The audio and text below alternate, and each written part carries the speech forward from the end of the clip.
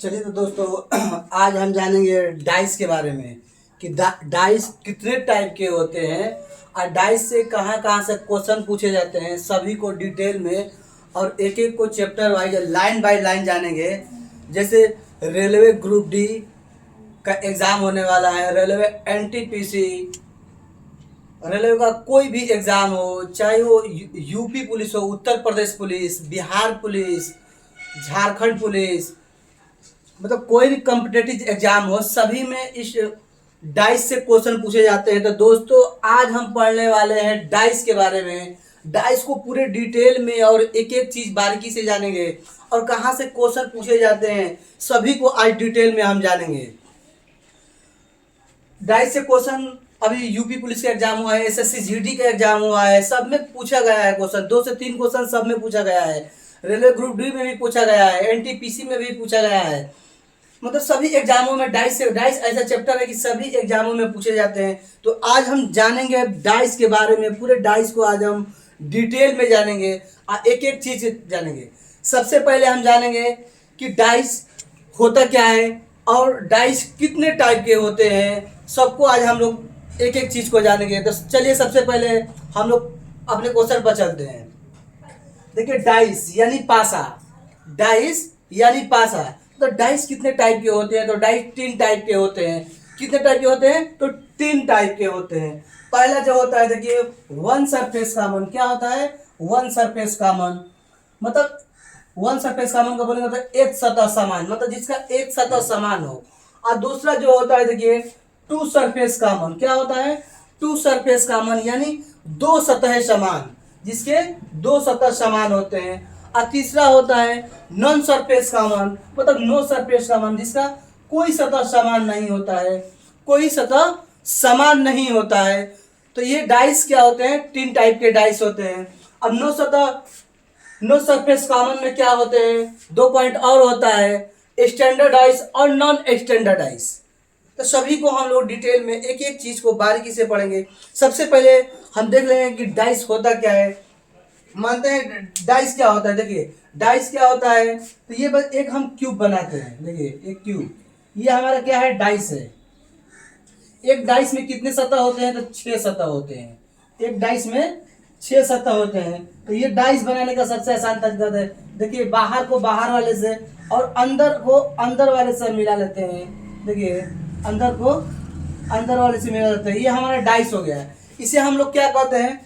3 dimensional या 3D shortcut में अगर लिखेंगे हम तो 3D लिख लेंगे। हिंदी में बोलेंगे तो त्रिविमीय आकृति। क्या बोलेंगे? त्रिविमीय आकृति या 3 डायमेंशन, इसे हम लोग डाइस कहते हैं। डाइस से कितने सतह होते हैं? और सतहों की संख्या देखें तो 6 सतह होते हैं। सतह सतह कितने होते हैं? तो 6 सतह। एक डाइस में कितने सतह होते हैं? तो 6 सतह होते हैं। जैसे डाइस क्या होता है देखिए A B C D E F.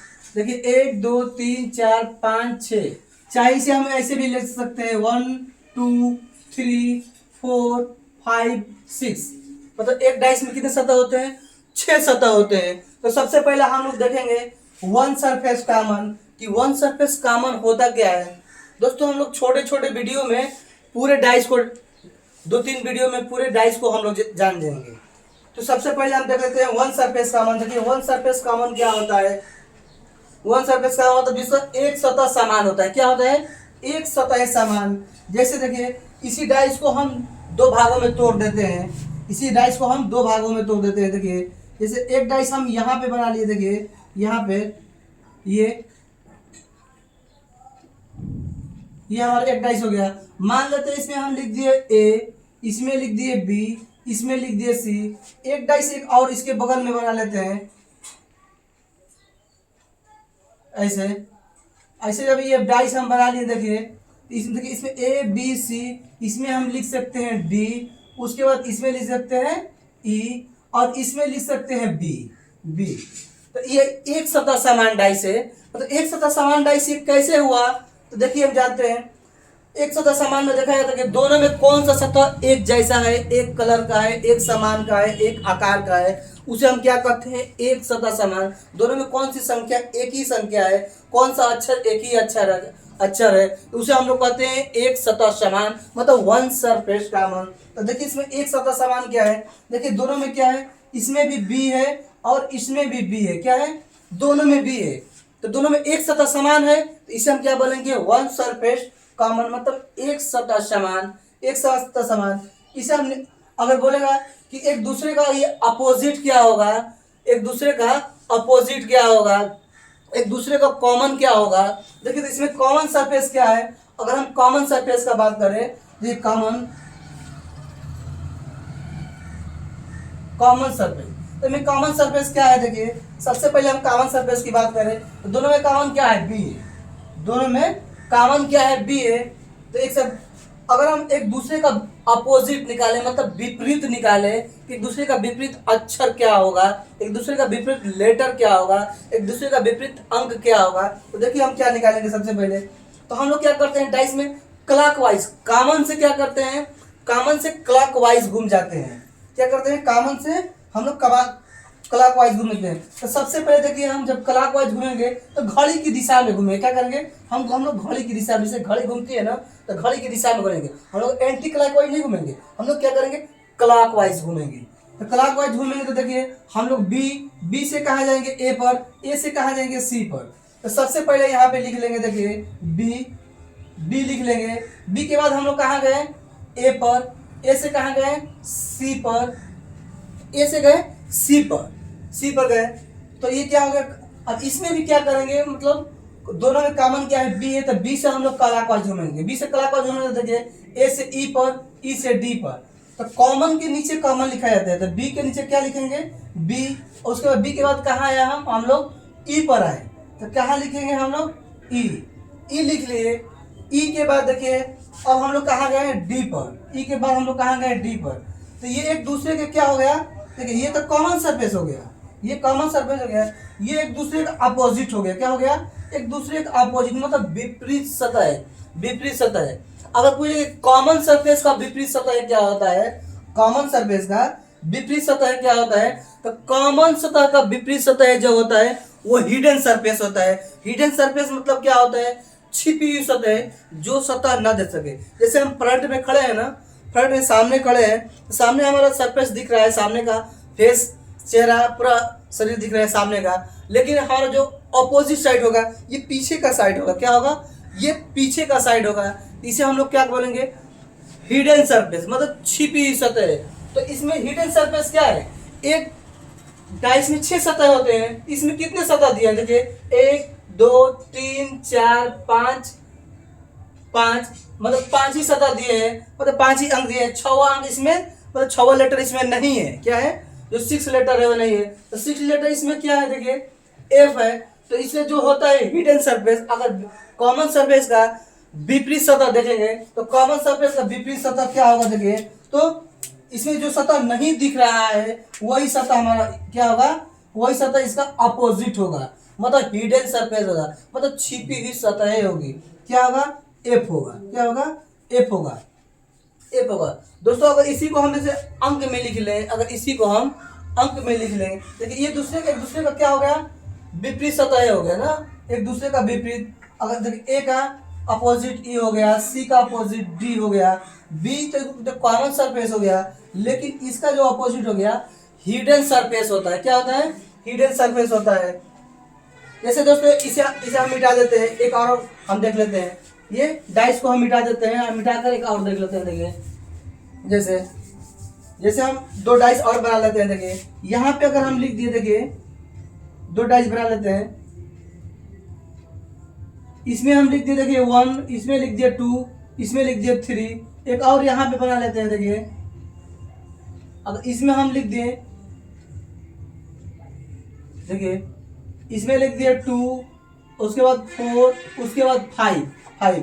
अगर पूछ ले इसमें दोनों में कॉमन सरफेस क्या है, तो देखिए दोनों में कॉमन सरफेस क्या है, दोनों में कॉमन एक जैसा है, एक समान है, क्या है, दोनों में कॉमन क्या है, 2 है, 2 है। अगर एक दूसरे का अपोजिट निकालना हो, क्या निकालना हो, अपोजिट,